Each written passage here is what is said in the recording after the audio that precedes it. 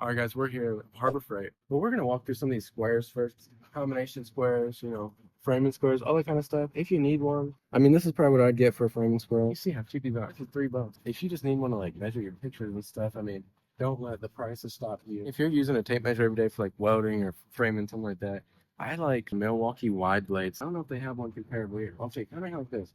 Instead of this, you can actually touch the tape with your finger to hold it. They're wider than this, double-sided. Always look for double-sided if you're using it a lot. We got levels over here, aluminum levels. That's not bad. $10. Magnetic, I should say. 72-inch level. Usually these are about $100. Obviously, it's probably not going to take the abuse a $100 one would.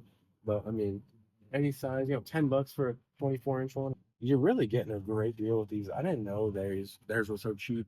You get what you pay for usually. That's how anything works.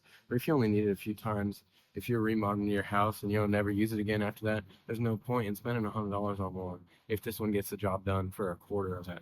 So just always be mindful. Don't let the brand stop you. Don't let the marketing get to you. And just buy what you can afford and what is going to serve your purpose the best. And don't forget to like and subscribe and go check out our other videos. You can subscribe here or check out our videos here. And we'll see you guys next time.